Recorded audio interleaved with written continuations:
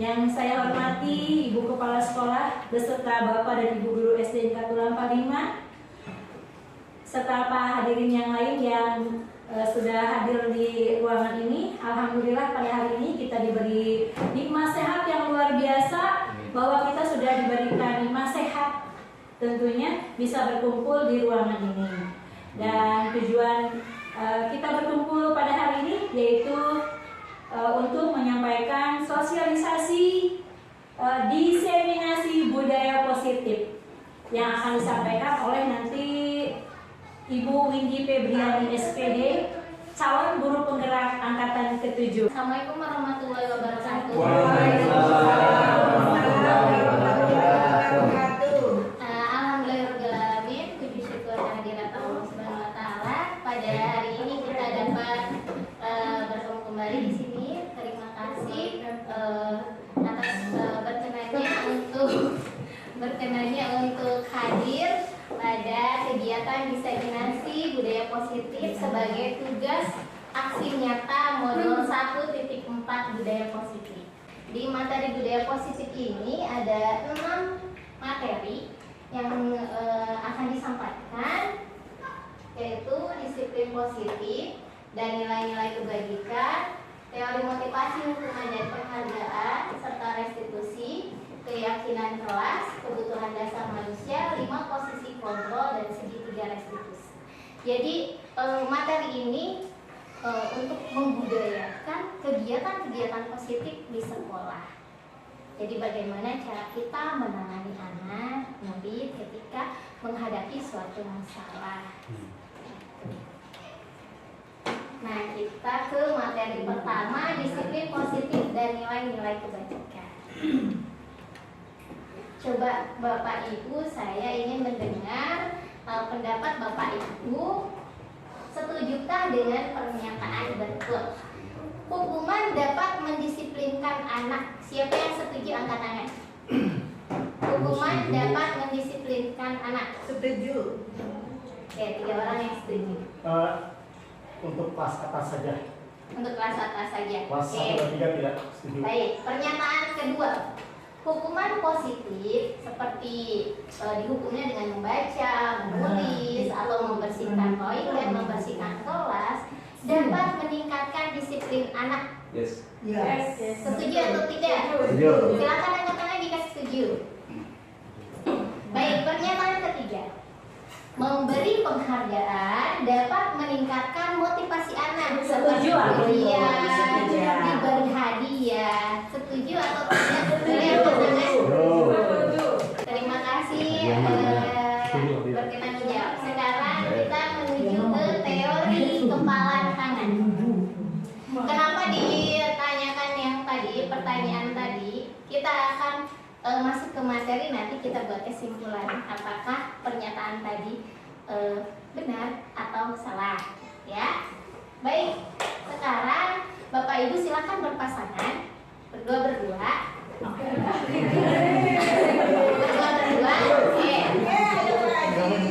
Baik.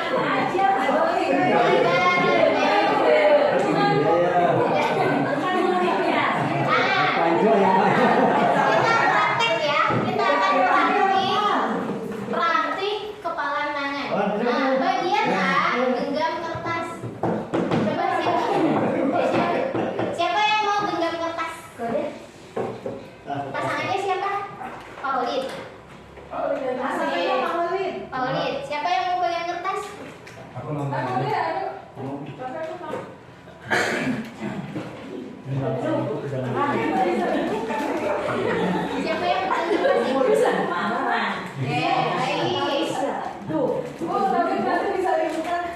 sama Pak Wali Ya, nanti didengarkan instruksinya.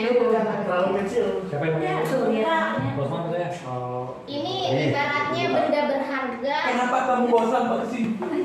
Boleh bukan. Nah, kamu kasih yang bapak ibu pegang, yang pegang kertas harus mempertahankan untuk digenggam, tidak boleh dibuka. Kecilan. Ya, pokoknya nggak boleh dibuka. Anggap itu adalah barang berharga. Berlian lagi. Emas, permata, pokoknya barang berharga yang tidak boleh dibuka. Simsalabim. Siap? Siap ya? Yang bagian A yang pegang kertas pertahankan. Yang B tugasnya adalah membuka kertas. Yang rekannya membuka kertas. Boleh membujuk, boleh dihardik, boleh digoda, boleh ditelitik, boleh Dunia 100.000 bukan kertas, boleh menawarkan uang, terserah bebas. Yang pegang kertas pertahankan. Yang B silakan bujuk sebisa mungkin sampai tangannya terlepas. Oke, siap? Bapak Ibu silakan sekarang bujuk temannya untuk buka tangannya. Kira kau yang pasti dari saya.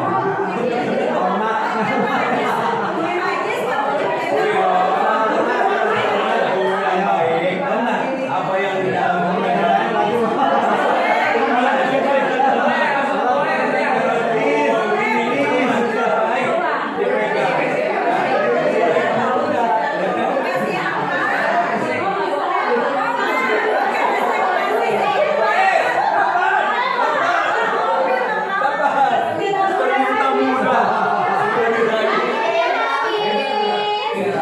Siapa yang berhasil buka?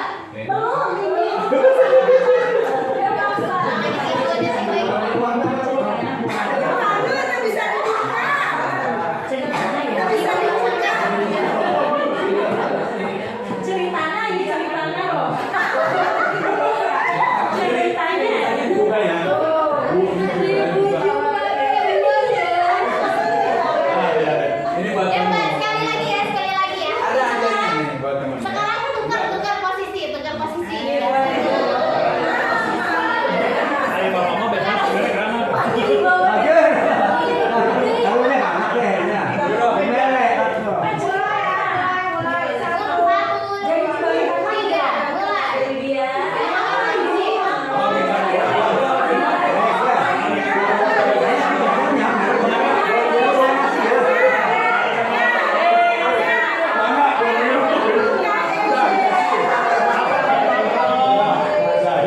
Siapa yang berhasil membuka? Ayo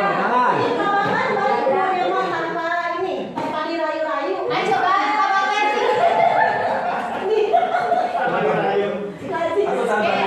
Baik Pak Baban, tadi Pak Baban menggenggam kertas atau menggenggam kertas? Pak Baban kasih duit. Kenapa? karena nggak ada manfaatnya.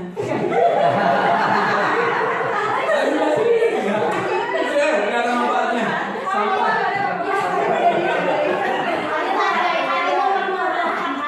Nggak. Di kau udah laku. Nah.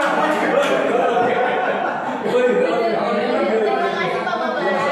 Berarti Pak Baban dengan rela hati memberikan ke Buyut. Siapa? Pak Baban berhasil. Ibu dulu deh. Pak Agus berhasil. Ya. Boleh ke depan Pak Agus. Oke, Pak Agus tadi berhasil membuka atau berhasil terbuka? Kalau membuka tidak, tapi kalau misalkan tadi ketika Bu Windy memberikan perintah untuk Menggenggam tangan, iya. menggenggam tangan, saya langsung berikan saja kepada Ibu. Kenapa Pak? Ya Takut. Siapa beri tanda tangan?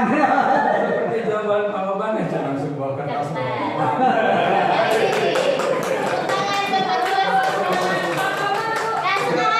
Dan tidak harus mempersulit. Oh iya betul, tidak harus mempersulit. Jadi Pak Agus dengan rela hati memberikan Ya kertas yang betul. digenggam. Oke. Nah sekarang coba boleh berdoa. Boleh berdoa. Ini nego pakai uang. Boleh berdua sama Bu Yaya. Soalnya ada tawar menawar Bu. Ini tadi diperhatikan di sini negosiasinya alot dan keluar uang. Ya. Pak, Pertama, saya seperti apa nih Bu?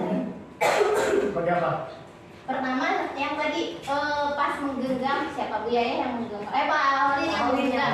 Berhasil nggak? Kemudian yang bicara.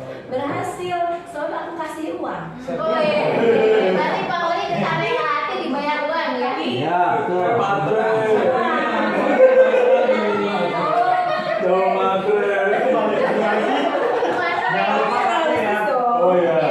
Paling tadi Nah, sekarang yang Bu Yaya berhasil tidak? Tadi saya sempat ini walaupun simulasi saya sedikit serius untuk membuka sugesti biaya. Kalau dia megang terus, nanti tangannya nggak terbuka selamanya. Oh iya. Dia ketakutan. Bahaya. Akhirnya dia begini, oh ini buka aja. Tadi mengembangkan sugesti sehingga merubah dari tertutup jadi terbuka. Berarti Bu, dia mah calon matre ya Bu. Baik, berarti Bu Yaya berhasil membujuk Pak Holid dengan bantuan uang, ya. Baik, terima kasih Pak Holid dan Bu Yaya. Nah, kenapa teori tangan tadi? Karena kita itu biasanya berilusi kita dapat mengontrol orang lain melalui kata-kata kita. Berarti kontrol diri itu ada di siapa? Di orang lain atau di diri kita? Diri kita sendiri, betul ya? Yang tadi mempertahankan kertasnya sudah dibujuk, diintimidasi, dikritik, ditawari uang. Tapi kalau tidak berhasil, tidak. Tergantung yang pegang kertas. Nah, begitupun dengan anak. Kita kadang-kadang suka berilusi bahwa kita diguru, ya tidak? Suka mengontrol anak. Kamu gak boleh pakai sepatu warna pink, harus pakai sepatu hitam, harus bertopi, harus berdasi. Tapi kalau anaknya tidak ada motivasi dari dalam dirinya untuk menggunakannya, dia akan terpaksa melaksanakannya. Anak akan berdisiplin tapi terpaksa. Nah, ini adalah perubahan paradigma belajar. Di dalam teori kontrol, kita sering mengalami miskonsepsi seperti ilusi guru dapat mengontrol murid, ya kan? Besok anak-anak harus datang pukul 7.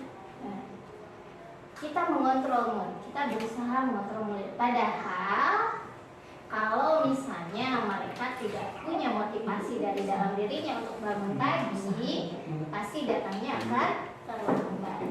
Kemudian ilusi bahwa sebuah penguatan positif, efektif dan bermanfaat. Seperti tadi, kalau kamu menang, misalnya kamu dapat menghitung 7 kali 7 sama dengan 49, misalnya kita ngasih hadiah ke anak tersebut.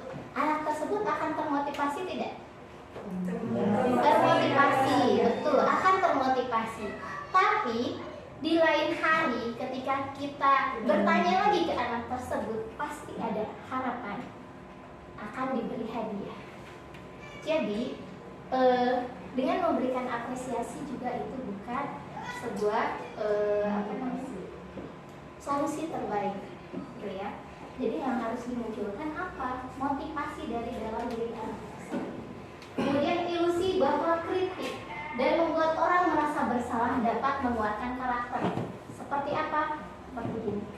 Ih, kamu gak kasihan sama saya? Ih, singkarunya aku Kak Ibu. Hayo atuh belajar sing giat singkarunya Kak Ibu. Nah, berarti ibu atau bapak sedang membuat anak merasa bersalah. Dia akan merasa bersalah, merasa kecil hati, dan sudah membuat orang lain berkecil hati. Itu juga bukan motivasi yang baik. Kemudian ilusi bahwa orang dewasa memiliki hak untuk memaksa. Nah, terkadang kita ke anak, nurut gak ke bapak? Gitu ya. Kita mengintimidasi anak untuk menurut kepada orang dewasa. Padahal sejatinya seseorang itu dikontrol oleh dirinya sendiri. Gitu. Menurut Stephen R. Covey, Principle Central Leadership tahun 1991 mengatakan bahwa kemajuan perlahan, sedikit-sedikit ubahlah sikap atau perilaku Anda. Namun bila kita ingin memperbaiki cara-cara utama kita, maka kita perlu mengubah kerangka acuan kita. Ubahlah bagaimana Anda melihat dunia, bagaimana Anda berpikir tentang manusia, ubahlah paradigma Anda, skema pemahaman, penjelasan aspek-aspek tertentu tentang realitas. Jadi kalau biasanya kita memiliki paradigma teori kontrol, kita dapat mengontrol orang lain, maka kita harus merubah. Kita tidak bisa mengubah orang lain, tapi kita bisa memicu motivasi intrinsiknya. Nah, di dalam teori kontrol ada stimulus dan respon. Sebenarnya realitas kebutuhan kita itu sama. Ternyata di teori kontrol kebutuhan manusia itu berbeda. Bu Yaya butuh apa sih? Sekarang butuh uang yang banyak. Wajar kan orang kerja memenuhi semua kebutuhan. Keinginan. Kalau dunia butuh apa sekarang? Butuh sarapan, belum sarapan. Sama atau berbeda? Berbeda. Dunia hanya simpel, perlu makan. Kalau Bu Yaya perlu uang, karena tiap orang memiliki perbedaan kebutuhan. Dan di teori stimulus kita biasanya berpikir semua orang pasti butuh makan. Ternyata Bu Yaya mau butuhnya uang. Kan mau nggak makan. Tapi kan uang bisa dipakai untuk yang lain, Bu. Kalau makan spesifik. Kalau uang mau dipakai shopping bisa gitu ya. Nah, terus di teori stimulus respon setiap orang memiliki pandangan yang sama. Tapi di teori kontrol setiap orang memiliki gambaran yang berbeda. Coba Bapak Ibu lihat saya. Bu Dini, apa yang Bu Dini pikirkan tentang saya? Makan. Terima kasih Bu Dini, Masya Allah. Sekarang Ibu Nana, coba Pak Bu Nana melihat saya. Apa yang Ibu Nana pikirkan tentang saya? Bu, ini luar biasa hebat. Oh, Masya Allah. Saya berpikir Bu ini lagi Ya Bu Yaya. Aku melihat Bu ini sekarang lagi bicara. lebih besar. Ya, betul. Nah, itu adalah betul teori kontrol. Setiap orang melihat sesuatu dengan cara yang berbeda. Kalau Bu Dini sama Bu Nana melihat apa yang tidak terlihat gitu ya, seperti luar biasa, pintar. Tapi kalau Bu Yaya melihat secara fisik, Bu ini terlihat lebih besar. Ya berarti tiap orang memiliki pandangan yang berbeda. Nah, kita mencoba mengubah orang agar berpandangan sama dengan kita. Biasanya kita secara tidak sadar suka memaksakan orang untuk berpandangan sama seperti kita. Misalnya, cantik. tolong bilang saya cantik. Tapi mungkin ada yang berpikir tidak. Nah, kadang kita, pokoknya kamu tuh cantik kemarin Bu ya. Nyambung. Nah, seperti itu kita sudah memaksakan kehendak kita kepada orang lain. Nah, di teori stimulus respon kita melihat bahwa perilaku buruk itu adalah kesalahan. Tapi di teori kontrol semua perilaku itu ada tujuan. Seperti kita kalau datang terlambat, salah atau tidak? Salah. Tapi ada tujuannya kan ya? Ada. Yang terlambat kenapa? Pak Komar kenapa terlambat hari ini? Macam banyak alasan. Nah, Kedua macet. Sambil kunci. Ketiga muter-muter dulu. Nah, jadi setiap kesalahan itu pasti punya tujuan. Nah, di teori kontrol ini pasti semua orang memiliki alasan dan yang harus dimunculkan kembali motivasi intrinsiknya untuk datang lebih baik. Orang lain bisa mengontrol saya di stimulus responnya, tapi di dalam teori kontrol hanya kita sendiri yang bisa mengontrol diri kita. Kemudian saya bisa mengontrol orang lain, tapi di teori kontrol Anda tidak bisa mengontrol orang lain.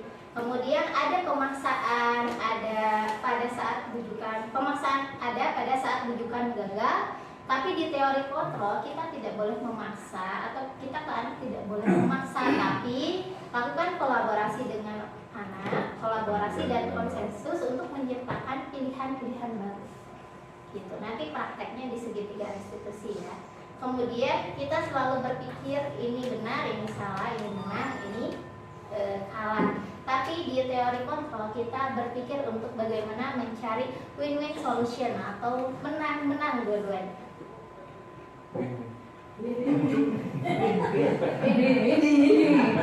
Apa yang Bapak Ibu pikirkan jika kita mendengar kata disiplin?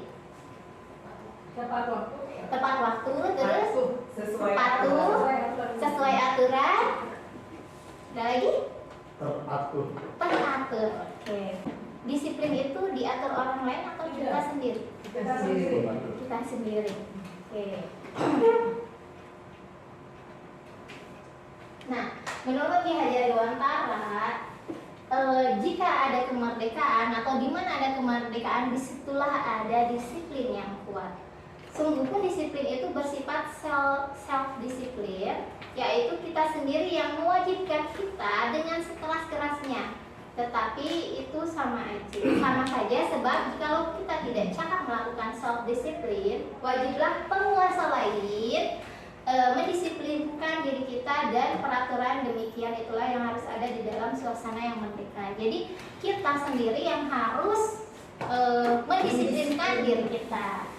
Kita harus disiplin, datang tepat waktu, berpakaian sesuai aturan, dan lain sebagainya sesuai dengan peraturan yang berlaku.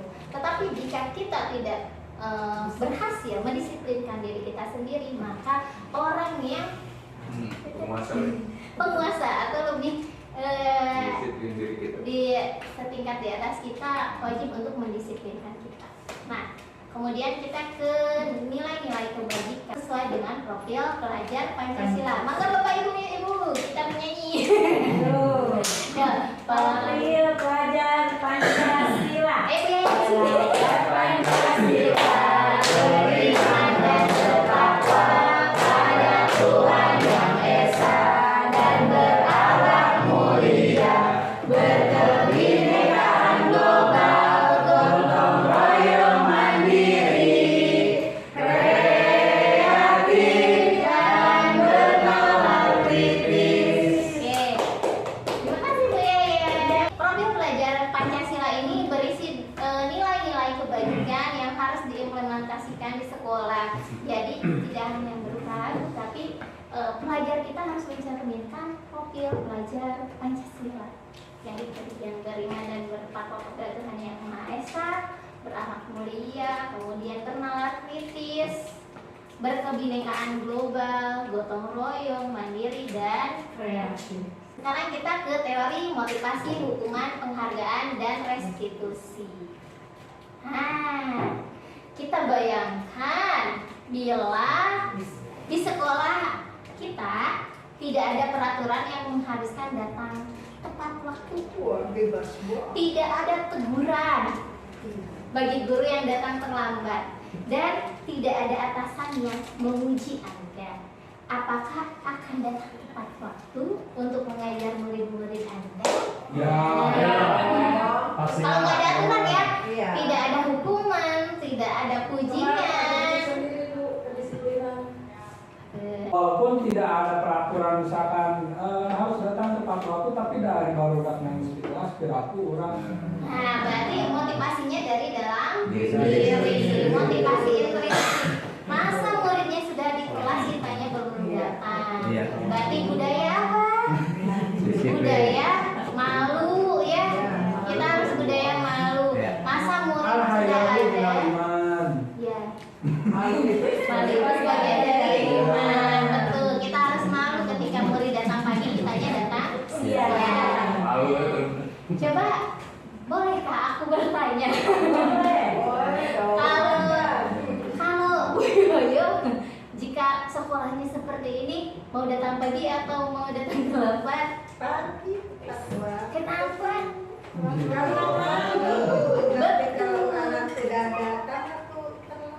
Ya betul, karena kita budaya malu ya, budaya malu kalau kita datang terlambat. Atau misalnya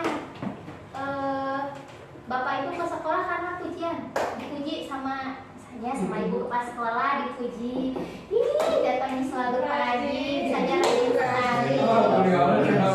Ada tidak yang mau menjadi motivasi seperti itu? Nah, ini namanya kembali lagi ya ke motivasi intrinsik. Nah, teori motivasi itu biasanya kita melakukan sesuatu jika kita untuk menghindari ketidaknyamanan atau hukuman, takut digibahin, misalnya diomongin sama orang, atau misalnya ditegur sama atasan, atau misalnya untuk mendapatkan imbalan atau penghargaan dari orang lain. Kita melakukan sesuatu itu pernah, atau ini yang untuk menjadi orang yang merasa orang yang mereka inginkan dan menghargai diri sendiri dengan nilai-nilai yang mereka percaya. Bapak Ibu pilih yang putih, kuning atau hijau?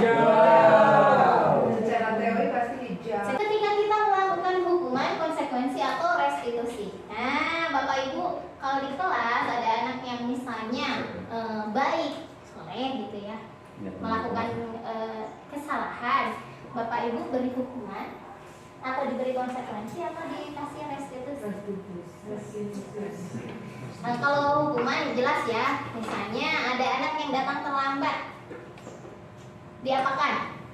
Suruh duduk Langsung disuruh duduk, silahkan duduk. Para dihukum normal.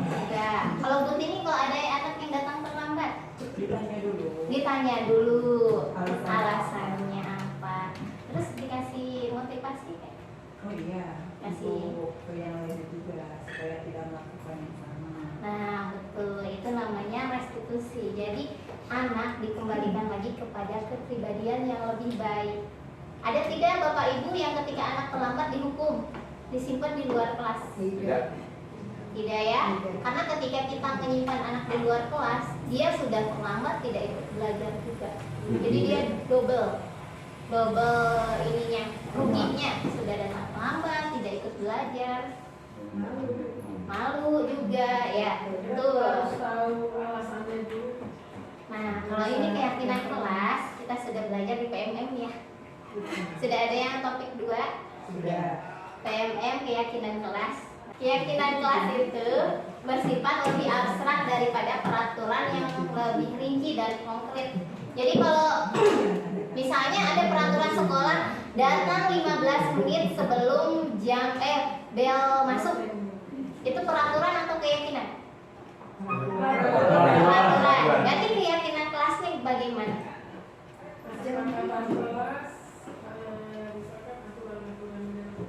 Kesepakatan kelas. Gimana Bu Nia? Berarti kalau datang terlambat, datang tepat waktu, berarti keyakinan kelasnya tentang apa? Disiplin waktu atau menghargai waktu. Karena keyakinan kelas itu harus kata-kata yang positif. Keyakinan kelas itu tidak spesifik, tapi berupa pernyataan-pernyataan yang universal seperti saling menghargai dan menghormati, disiplin dalam kegiatan sehari-hari. Keyakinan kelas hendaknya tidak terlalu banyak sehingga mudah diingat dan dipahami oleh semua warga kelas. Keyakinan kelas juga sebaiknya sesuatu yang dapat diterapkan di lingkungan tersebut. Kemudian semua warga kelas hendaknya ikut berkontribusi dalam pembuatan keyakinan kelas lewat kegiatan curah pendapat. Jadi keyakinan kelas itu harus dibuat bersama siswa. Tidak boleh kita yang menentukan sendiri. Adakan evaluasi keyakinan kelasnya, apakah masih sesuai atau tidak, kita tinjau ulang. Oke, ke materi berikutnya, kebutuhan dasar manusia. Nah, kebutuhan dasar manusia itu ada 5. Yang pertama bertahan hidup, kemudian kasih sayang dan rasa diterima, kebebasan, kesenangan, dan penguasaan. Nah, Bapak Ibu, siapa yang mau memberikan pendapat?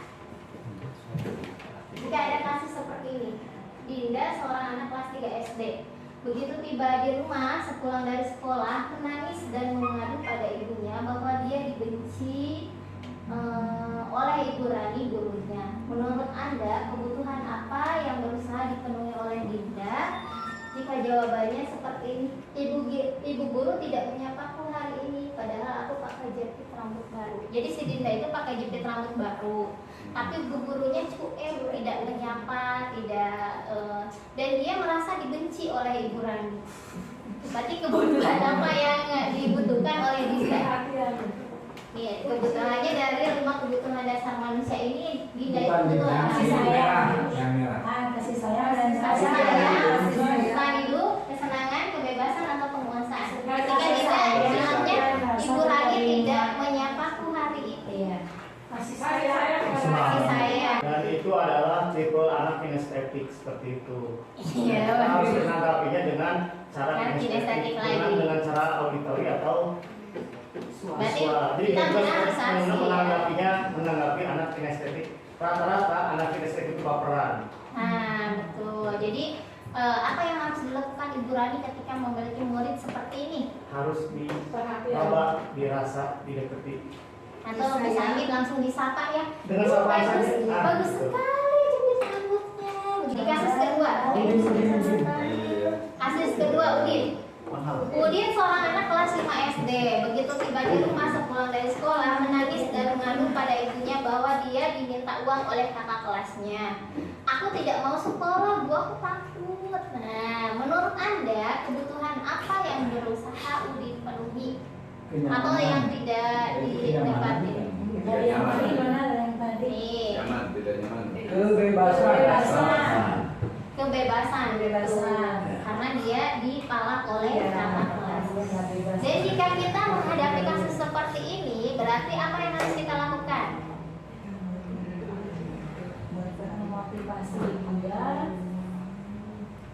untuk jangan takut gitu. Nah, memotivasi Udin untuk tidak takut pada kakak kelasnya. Kelasnya kan bisa disampaikan ke gurunya. Ke gurunya, ya. Bukan investigasi. Melakukan investigasi, caranya bagaimana? Bang Omar? Gurunya investigasi mah. Kan ini masih Udinnya. Kan katanya cara kita. Menghadapi Iya, menghadapi Udin. yang gitu. Menghadapi kita bagaimana menghadapi Udinnya supaya dia terpenuhi kebutuhannya. Dia butuh untuk merasa aman tadi ya, kebebasan, Diberikan pemahaman. perlindungan, diberikan pemahaman, Iya, supaya penguatan gitu. Supaya dia dikuatkan, diberikan motivasi supaya Dia tidak takut. tidak takut. Karena Bapak Ibu, Investigasi juga bisa. Apa ya dia investigasi lakukan? betul. Membuat dia tidak mau ke sekolah. Saya karena tadi para kakak kelasnya, berarti kita juga harus menindak yang memalangnya supaya tidak terjadi. Kalau masih Berikan motivasi untuk tidak menolak begitu. Kalau masih begitu tadi semua di rupiah, Bu. Yang mana tetapnya masih berikan motivasi juga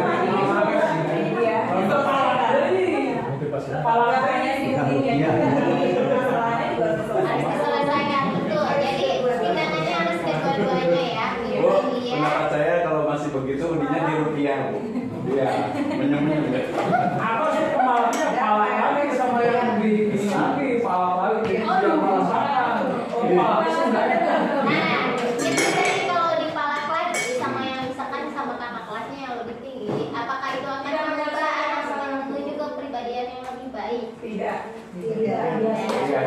Baik ini karena kalau nonton film yang suka dibully terus dia melakukan pembalasan terhadap si pembulinya semangat gitu Jangan. Dia itu membuat trauma. dengan kronologisnya curhat ke ibunya, orang tuanya. Iya. Berarti di sini harus ada peran orang tua. Nanti mama besok ke sekolah. Itu tanda bahwa orang tua itu memberikan keamanan, kenyamanan ke anak. Mungkin orang tua dengan gurunya cuma ngobrol masalah yang lain, tapi dengan hadirnya orang tua, anak merasa nyaman dan rasa takut akan hilang. Nah, betul. Bisa jadi seperti itu. Karena jadi orang tua juga dengan guru jangan terlalu serius ngobrol naon berarti mah ketemu orang lihat, jadi insya Allah Datang orang tuanya ke sini pun anak sudah muncul percaya dirinya. jangan diperbesar masalahnya, ngobrol naonnya santai gitu. Oke. Tapi dengan hadirnya itu udah solusi. Sudah solusi. Orang tuanya datang pun, orang tuanya Udin datang ke sekolah sudah menjadi solusi karena Udinnya muncul percaya diri. Dan yang membawakan juga akan mikir Iya. Takut semua. Padahal nggak ngomongin dia padahal. Dengan mengeluarkan kata-kata bogem gitu ya.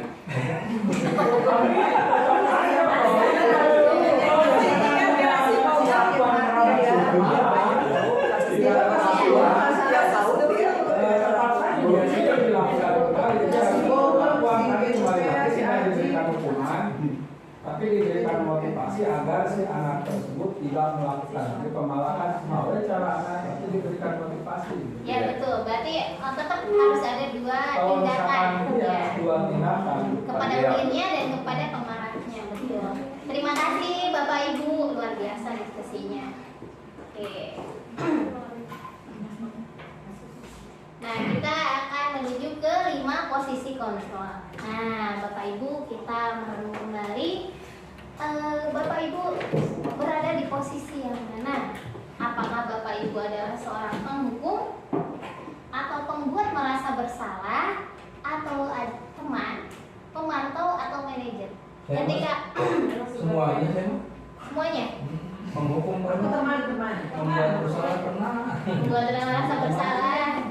Kalau penghukum tuh gini, kamu terlambat push up 5 kali. Nah, itu penghukum ya. Agar sesuatu merasa nyaman. Manajer. Oke, kalau teman untuk siswa merasa nyaman. Manajer. Ya, artisnya. Nah, apa sih penghukum membuat merasa bersalah teman atau pemantau atau manajer? Oh ya, gimana? Nah, misalnya ketika jam olahraga, Udin ketika jam olahraga, Babat terlambat datang 15 menit. Maaf. Teman-temannya sudah melakukan pemanasan dengan berlari 2 putaran. Bapak datang lambat. Baik. Nah, Pak Usman sebagai guru olahraga meminta Bapak yang datang terlambat untuk lari 3 keliling lapangan. Menurut Bapak Ibu, itu hukuman, konsekuensi, atau restitusi? Bukan Hukuman. Ada tambahan soalnya ya, hukuman. Hukuman. Oh, Konsekuensi. Hukuman, konsekuensi, atau restitusi? Jam olahraga, dia datang terlambat 15 menit, temannya sudah berlari. Kan dia datang terlambat. Konsekuensi. Masanya konsekuensinya dia harus melakukan kegiatan yang sama dengan yang sedang dia Iya. lakukan guru olahraga. Jadi dia melakukan yang sama, tapi mereka merasa masuk ke hukuman juga ya, tapi mereka menyadari bahwa itu harus dilakukan gitu. Harus dilakukan. Nah, temannya sudah lari belum? Sudah. Sudah. Berarti wajar tidak ya kalau Bapak datang terlambat harus lari? Berarti konsekuensi bukan hukuman. Bapak. Oh, gitu. Jadi Akhirnya Bapak capek nangis. Nah, kalau misalnya larinya 5 keliling bisa jadi itu hukuman. Ya, kalau dia larinya jadi 5 keliling bisa jadi itu hukuman.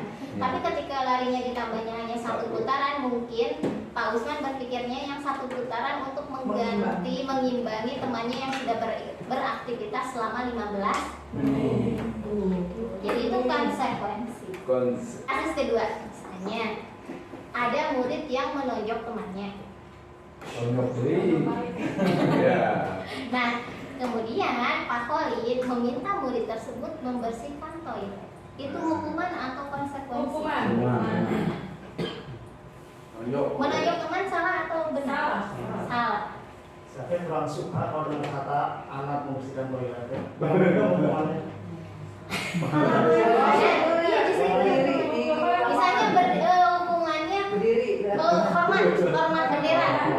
Hormat bendera hukuman bukan? Hukuman. Hukuman. Apalagi kalau jam 12. Supaya itu jadi jelas. Nah, Tidak mengulangi. itu hukuman. Menyelesaikan berupa solusi yang baik bukan? Bukan. Kalau solusi yang baik anak itu dilakukan tinju, kemudian anak itu supaya ikut. Disebatkan yang samsak. Ini yang terpernah, bakat terpernah berarti dia kalau dijadikan petinju hebat berarti. Berarti dia diarahkan untuk mengikuti Ekstrakurikuler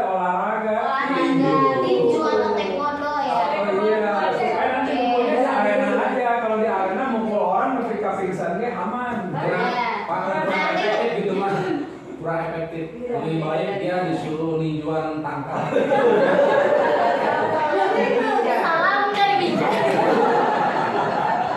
Tanggal jauh sih bisa. Nah, Tanggal. baik mungkin gini, tadi kan kalau kita hukum hormat bendera itu tidak bukan solusi yang terbaik. Atau misalkan anak diarahkan untuk mengikuti esko yang supaya dapat menyalurkan emosinya, itu bisa jadi solusi. Nah itu namanya restitusi. Jadi anak diberikan arahan untuk menjadi pribadi yang lebih baik. Baik, sekarang itu penghukum tadi ya. Yes. Kalau pembuat merasa bersalah, biasanya ibu menggunakan kata-kata yang halus, terus bicaranya lemah lembut, tapi nyelekit gitu. Seperti tajam gitu ya, seperti kamu kasihan sama ibu. Kamu datang terlambat tapi ibu ditegur kepala sekolah loh. Kayak gitu ya. Itu solusi bukan? Supaya anak tidak datang terlambat. Bukan ya? Bukan ya? Anaknya merasa bersalah atau ih kamu gak kasihan sama ibu, jangan berantem terus dong di kelas gitu ya. Jadi kita membuat anak merasa kasihan ke kita gitu. Merasa bersalah. Gara-gara kamu jadi Gara-gara kamu nih, ibu jadi nangis. Tapi gua ada jawaban kan bapak dia ya kan. Nah, berarti anaknya tidak terpengaruh ya. Bapak ibu kalau kita sedang membuat merasa bersalah. Nah, berarti Masya Allah, kalau nah, berarti cuman ini. tapi bisa jadi kalau jangan sekarang. kita dalam hatinya. Itu sih urusan ibu. Emang gua Mungkin begini. bisa kalau zaman sekarang Temennya bisa. Kalau anak sudah menganggap kita sebagai teman, kata-kata seperti itu kadang suka keluar loh. Iya, Deket. anak sudah menganggap kita sebagai teman. Oh, sudah dekat, Sudah dekat, sudah iya dekat. teman. Jadi dalam mengeluarkan kata-kata seperti itu Bebas. biasa jadi. Karena anak tidak ada kekhawatiran ketika berkata-kata gitu ya. Ketika kita sudah dekat dengan anak berbicara bisa mengekspresikan dirinya gitu ya. Nah, tapi kita berarti tidak berhasil mengontrol anak dengan cara membuat rasa bersalah itu. Kan belum tentu anak mengikuti itu mah dari Pak Ibu, itu mah dari Pak Bapak, memang urusan itu si DL gitu ya. Nah itu kita tidak bisa memunculkan motivasi intrinsik anak dengan membuat mereka merasa bersalah. Apalagi tadi menghukum ya. Mungkin kalau kita menghukum anak, mungkin anak bisa dendam ke kita. Bisa sampai keluar sekolah sudah jadi alumni, dia masih etis sih ibu ya. Ih baru orang dia suruh ngebersihin WC. Nah gitu kan. Atau misalnya, ih kan aku disuruh misalnya push up 5 kali. Walaupun hal sepele 5 kali, tapi kalau buat anak itu hal yang berat pasti akan diingat dan dia akan menjadi berkembang pribadi yang mendendam. Dia akan dendam ke gurunya, gitu ya. Kalau kita menghukum atau membuat merasa bersalah juga tidak efektif. Kemudian sebagai teman, mungkin kita beberapa dari kita memposisikan diri kepada murid kita sebagai teman. Kita kadang-kadang mendengarkan keluh kesah mereka gitu ya, mau ngajak ngobrol, yuk bantu ibu yuk, ayolah please, kamu kan baik misalkan gitu ya, yuk jangan terlambat lagi ya besok ya, ya ayo misalnya kita sebagai teman. Tapi itu juga tidak efektif karena ketika anak melakukan sesuatu berarti itu dari orang lain, dari gurunya. Tapi misalnya murid Bunia urut sekali ke gurunya. Tapi ketika Bunia hari itu berhalangan hadir, diganti oleh guru lain, mungkin anaknya ke guru lain itu tidak akan nurut.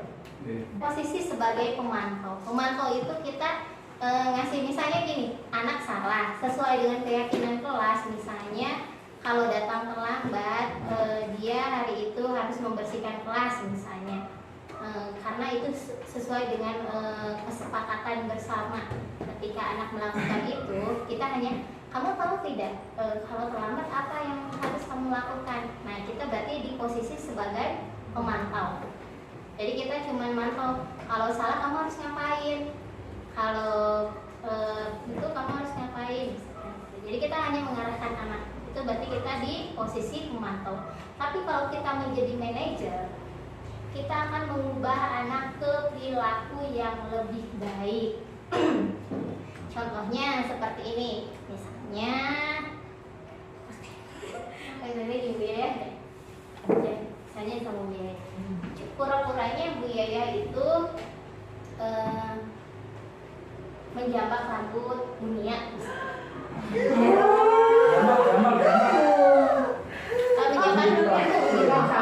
Ya, misalkan gitu ya, gak usah praktek.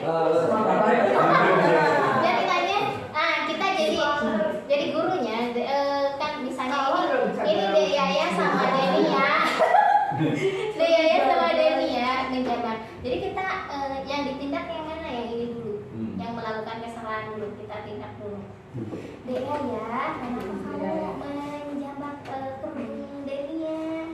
Denia nggak mau ngajak aku main.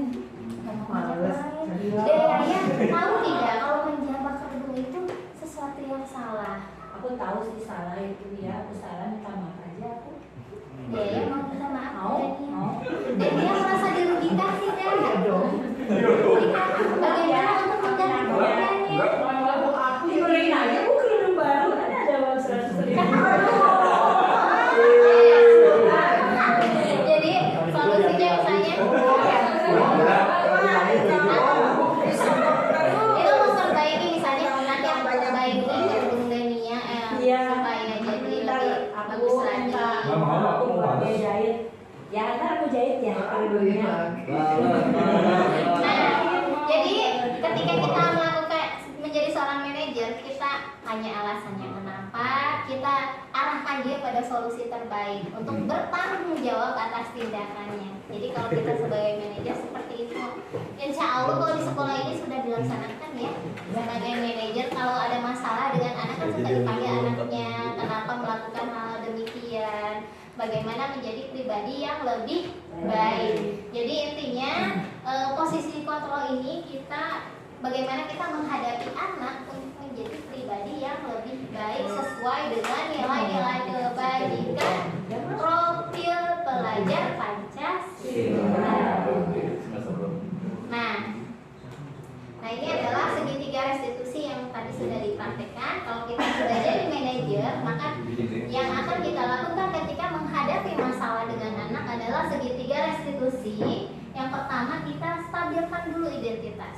Identitas, iya betul. Stabilkan dulu identitasnya. Kamu berbuat salah tidak apa-apa. Kenapa berbuat salah? Atau kenapa kamu marah? Marah itu manusiawi, boleh kok marah, wajar kok marah. Itu menstabilkan identitas. Kita timbulkan dulu dia merasa nyaman. Dia nyaman, dia kalau sudah nyaman kan dia mau mengemukakan pendapat. Tanya dulu kenapa, alasannya, wajar kok kalau marah, tapi kamu bisa tidak mengendalikan emosimu. Nah, kita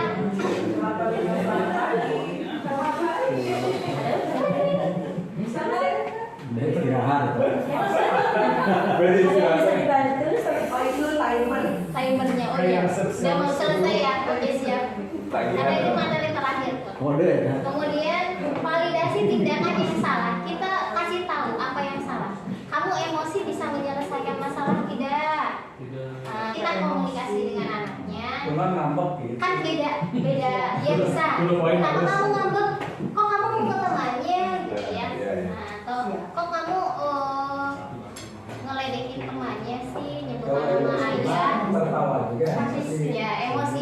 Atau kenapa kamu menangis? Kan tanyakan dulu emosinya itu kayak gimana. Kenapa menangis? Kan ayah kok ngambek tapi nangis gitu kan ya. Nah, itu menstabilkan identitas. Kemudian validasi tindakan yang salah. Apa yang salah dari perilakunya? Misalnya kalau kamu memukul orang salah tidak? Kalau kamu menyebut nama orang tua temannya salah atau tidak? Validasi tindakan yang salahnya. Baru kita tanyakan keyakinan kelasnya. Ingat tidak sama keyakinan kelas kita?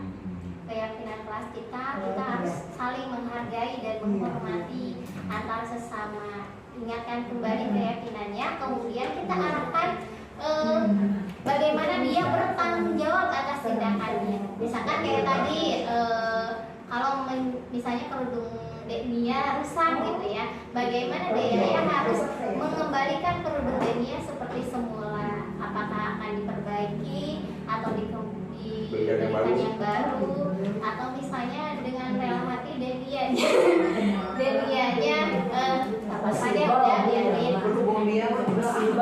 Nah jadi demikian Bapak Ibu, tahapan segitiga restitusi ini menstabilkan identitasnya berdasarkan prinsip mengukur kesalahan adalah bagian dari proses pembelajaran. Tidak ada manusia yang tidak pernah melakukan kesalahan, betul tidak? Betul. Semua orang pernah melakukan kesalahan.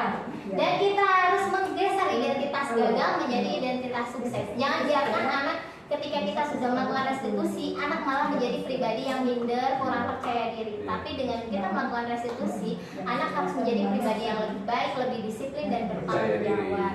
Kemudian validasi tindakan yang salahnya apa? Berdasarkan prinsip setiap perilaku berupaya memenuhi suatu kebutuhan tertentu. Seperti tadi, kenapa Dinda menangis kepada ibunya? Karena dia ingin diakui. Dia punya jepit rambut baru. Ada kebutuhan anak. Atau kenapa anak itu tidak mau sekolah karena takut dipalak. Kita identifikasi dulu apa masalahnya, apa kebutuhan anak tersebut. Kemudian asalnya kita tadi stimulus respon, kita menganggap dunia itu sama, berarti kita harus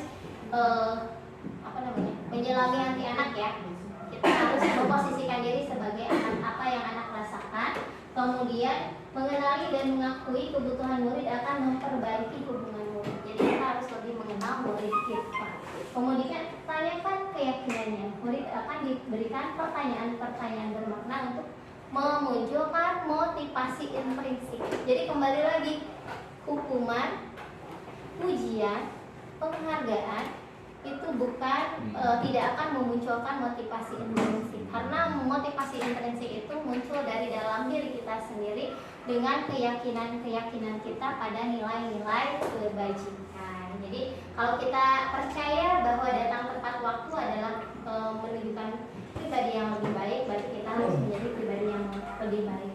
Kalau kita percaya bahwa mampu mengendalikan emosi, mampu mengendalikan amarah, mampu ketika anak ada masalah, kita tidak langsung pakai otot, tidak langsung marah-marah, tapi kita bisa misalkan gitu ya, tapi kita bisa jaga emosi kita. Anak pun kan kadang kita tanpa sadar kalau anak salah, cukup ibu ogi gitu ya, itu kan kita sedang menunjukkan emosi kita. Mungkin anak ketika responnya, ketika melihat kita seperti itu, ada yang takut, ada yang jadi benci ke kita, atau ada yang jadi merasa bersalah, jadi rendah diri anaknya. Nah, itu stimulus respon itu kita harus belajar teori kontrol katanya gitu ya. Bagaimana guru itu bisa mengendalikan dirinya supaya dapat menjadikan murid kita pribadi yang lebih baik.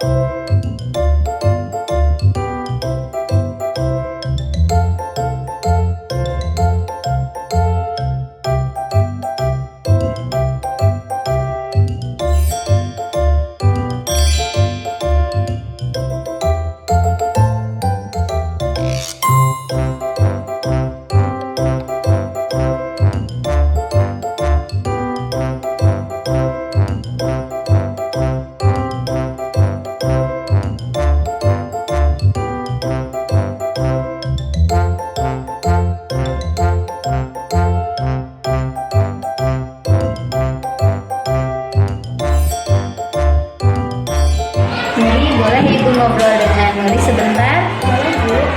Tadi saat kerja kelompok, Nuri marah-marah pada teman kelompoknya. Wajar kalau terkadang kita merasa kesal.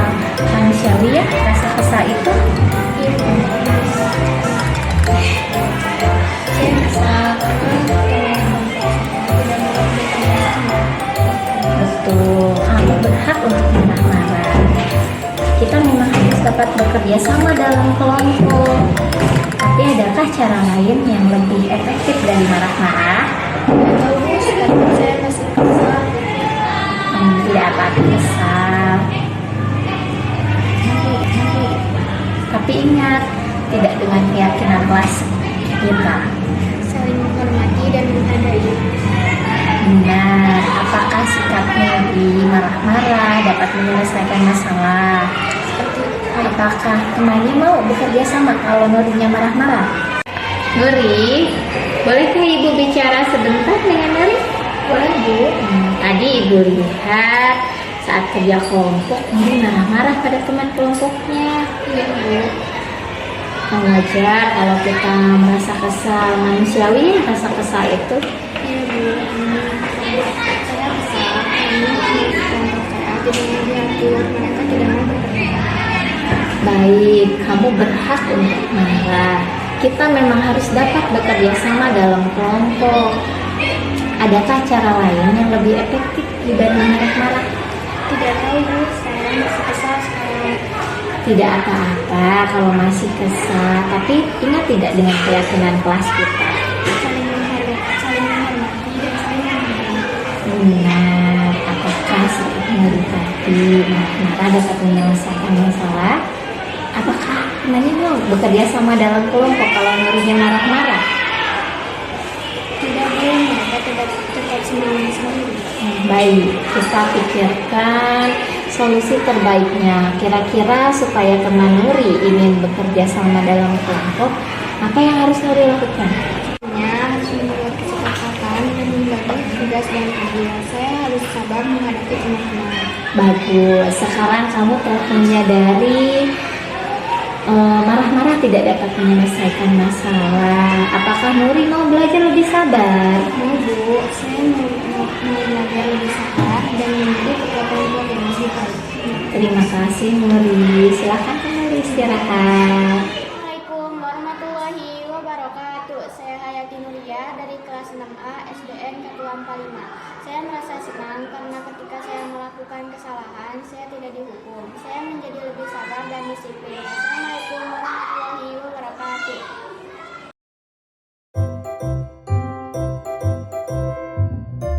Terima kasih Bapak Ibu atas perhatiannya. Demikian budaya positif.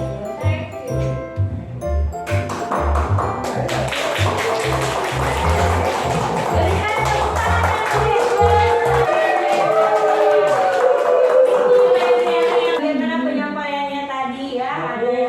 Bagaimana kita harus mengetahui bagaimana cara menghukum, bagaimana cara memberikan pelayanan yang terbaik buat peserta didik kita sebagai guru untuk menjadi murid kita menjadi lebih baik. Jadi yang tadinya mungkin biasa memberikan hukuman, melotot, marah, dengan nada yang tinggi, setelah mendengarkan diseminasi dari Bu Windy tadi dengan budaya-budaya positifnya, sehingga kita akan menjadi ada perubahan atau restitusi.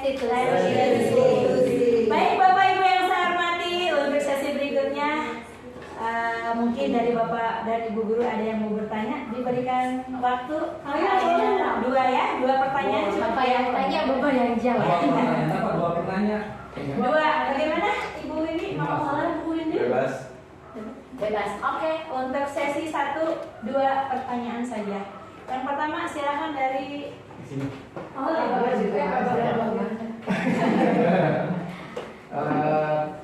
Yang saya tahu di SD berbeda dengan SMP dan SMA. Di SD itu anak kita terbagi dua, ada yang kelas bawah dan kelas atas. Waktu saya menyampaikan setuju hukuman itu hanya berlaku untuk kelas atas, bukan kelas bawah. Sedangkan tadi saya lihat dari pemaparan ibu kita ini, tepuk tangan dulu buat Bu Windy. Seolah-olah ada penyamaan antara kelas 1 dan kelas 6 karena tidak ada sekat dalam treatment menghadapi anak gitu. Padahal menurut keyakinan saya kelas atas dan kelas bawah ini jelas-jelas berbeda. Jujur saya belasan tahun mengajar belum pernah menghukum kelas 1, 2, 3. Itu prinsip. Kenapa? Karena dalam agama Islam disebutkan kalau anak ajarkan sholat ketika 7 tahun, kalau 10 tahun masih belum sholat, baru kenakan hukuman. Itu pukul ringan kaki. Dan itu bukan hukuman dibayarkan sakit, bukan. Itu hukuman teguran, hanya satu ketuk tak gitu. Nah, di sini mohon saya bertanya, apakah ada tidak? Yang saya tahu di agama, di pramuka juga ada siaga penggalang beda, upacara juga beda, treatmentnya beda. Nah, apakah dalam budaya positif ini yang Bu Windy paparkan ini hal yang membedakan antara kelas atas dan kelas bawah dalam yang 5 tadi ya, apa tadi hukum sebagainya? Mohon di ya, terima kasih. Assalamualaikum warahmatullahi wabarakatuh. Waalaikumsalam. Terima kasih Pak Olid atas pertanyaannya. Saya izin menjawab. Saya mencoba menjawab pertanyaan dari Pak Olid. Kalau kita hidup kan sesuai agama sudah ada aturannya ya. Misalkan di usia berapa tadi boleh dihukum? Di usia 10 tahun. Dan kita sebagai guru pasti mengenal karakteristik anak. Usia kelas bawah dan kelas atas berbeda karakternya, berbeda kalau kepribadiannya juga sudah berbeda, kebutuhan dasarnya juga sudah berbeda. Di teori di budaya positif, teori kontrol ini kita tidak ada pemisahan antara kelas bawah atau kelas atas karena ini bersifat umum, kan sifatnya umum ya. Tapi betul kita tidak boleh menghukum murid karena menghukum murid itu hanya akan menyebabkan murid ingat atas perilaku yang tidak menyenangkan atau tindakan yang tidak menyenangkan yang dia terima. Jadi di restitusi ini kita kan di budaya positif ini kita akan merubah murid menjadi pribadi yang lebih baik. Kita akan mengarahkan murid, menuntun murid sesuai dengan filosofi Ki Hajar Dewantara. Kita menuntun tumbuh kembangnya anak untuk sesuai dengan kodratnya untuk mencapai kebahagiaan dan keselamatan hidup. Kita ajarkan murid untuk menjadi pribadi yang lebih baik. Tidak mungkin kita mengajarkan murid menjadi pribadi yang lebih baik dengan cara yang tidak baik. Jadi makanya di restitusi ini tidak boleh menghukum. Bukan tidak, kalau menghukum ya pasti ada ya, namanya manusia kan ada keselnya, ada marahnya. Tapi kita berusaha untuk menjadi guru yang lebih baik dengan tidak menghukum muridnya. Ketika murid melakukan kesalahan, kita lakukan restitusi tadi. Bagaimana memvalidasi tindakannya, yang salahnya apa, menstabilkan identitasnya dulu, kemudian memvalidasi tindakan yang salahnya apa, kemudian menanyakan keyakinan supaya murid dapat bertanggung jawab atas tindakannya. Dan di lain hari kalau kita seperti itu mungkin murid tidak akan melakukan kesalahan yang sama karena dia sudah kembali ke keyakinannya, keyakinan yang positif. Tapi ketika kita menghukum belum tentu anak jerat, bisa jadi anak melakukan kesalahan yang sama gitu. Itu Yang satu lagi kita hukuman ini jangan dibayangkan hitam legam ya. Iya. Hukuman ini kan bisa berbentuk teguran. Yang saya maksudkan bukan hukuman yang saklek. Ya buktinya ibu bapak pernah lihat nggak saya menghukum anak kan jarang ya. Dalam arti hukuman di sini itu bisa bersifat lembut. Makanya saya sampaikan tadi saya paling gak suka mendengar hukuman toilet. Tapi jorok sekali. Saya sendiri setuju dengan hukuman, tetapi kita kemudian tadi buat kesepakatan di keyakinan kelas tadi perlu kalau menurut saya. Iya, jadi yang harus mantap dulu adalah keyakinan kelasnya, bagaimana supaya anak dapat melaksanakan atau mengimplementasikan budaya positif itu. Jadi ketika anak itu konsekuensi, iya, kalau disepakati bersama itu konsekuensi. Kalau kita mau anak salah kita suruh push up, suruh bersihin toilet atau suruh hormat bendera saat panas, dibahas konsekuensi ya. Ya, kalau hukuman itu kita tidak Boleh kasih boleh. pendapat ya? Boleh. Kalau menurut saya, ya teori itu pasti ada kelemahan dan kelebihan masing-masing. Mungkin di teori apa ini? Posisi teori kontrol. Teori kontrol, ya mungkin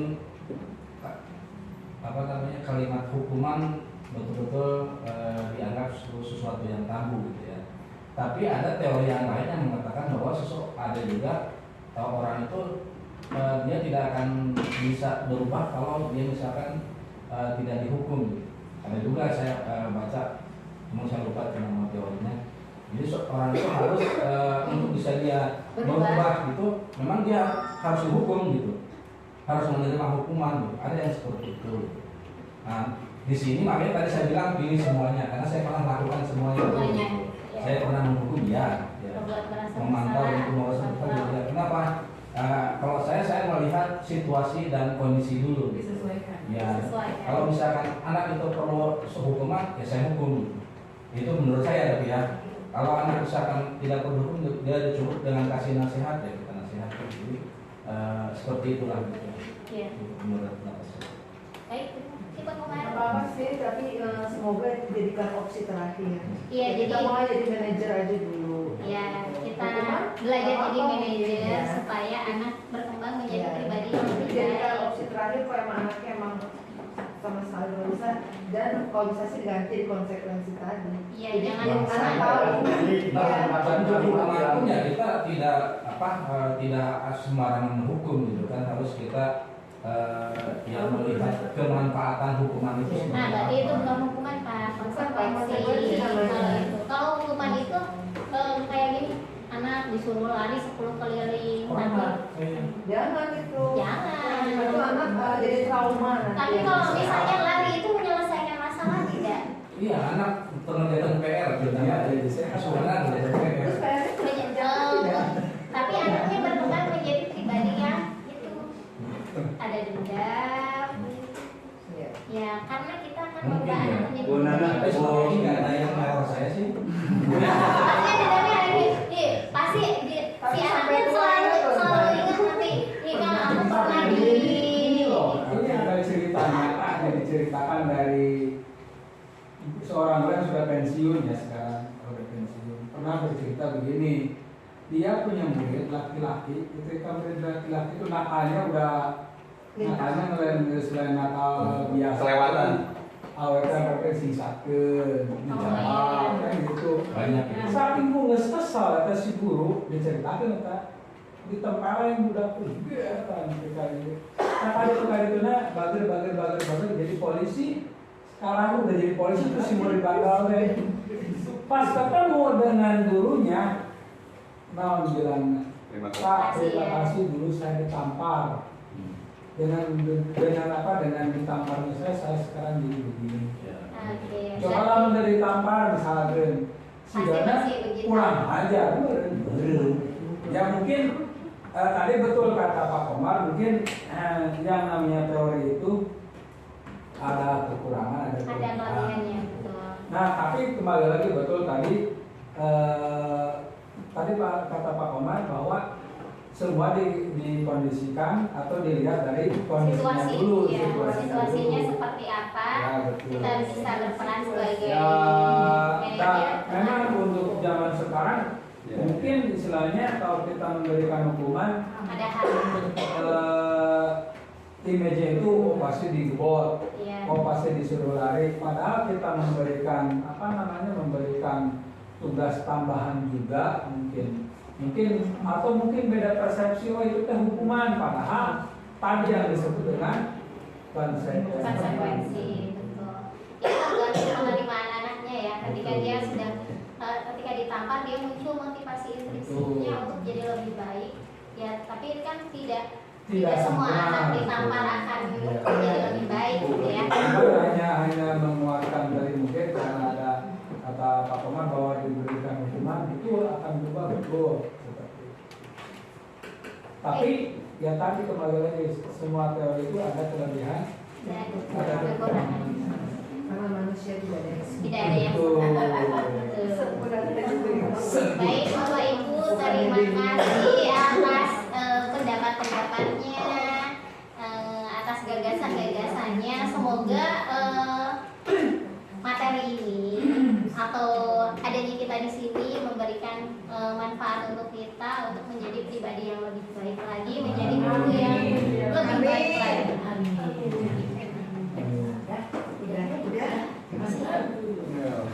Sekali lagi berikan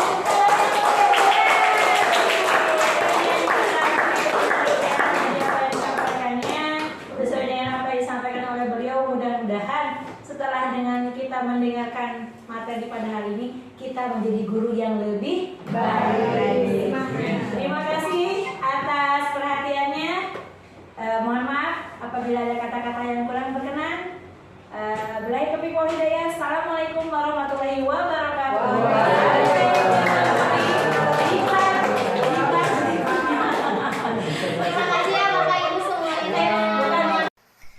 Assalamualaikum warahmatullahi wabarakatuh. Saya Nia Kurniasi, guru penggerak Angkatan 4 Kota Bogor, mengucapkan semangat kepada Ibu Windy Febriani, CGP Angkatan 7 Kota Bogor, dalam mengikuti pendidikan guru penggerak Angkatan 7. Semoga Bu Windy dapat terus meningkatkan kualitas diri sehingga menjadi pribadi yang bermanfaat bagi lingkungan. Terus gali potensi diri dan selalu berbagi praktik baik dengan teman dan menjadi agen transformasi pendidikan. Semangat Bu Windy. Wassalamualaikum warahmatullahi wabarakatuh. Salam guru penggerak. Assalamualaikum warahmatullahi wabarakatuh. Perkenalkan, nama saya Nur Hasana dari SDN Katulampa 5. Saya sangat tertarik sekali dengan pemaparan yang disampaikan oleh Ibu Windy tentang budaya positif. Sekarang saya menjadi lebih paham apa itu budaya positif. Dan saya juga ingin mengimplementasikannya kepada peserta didik sebagai pewujudan dari pelajar Profil Pancasila. Terima kasih. Assalamualaikum warahmatullahi wabarakatuh.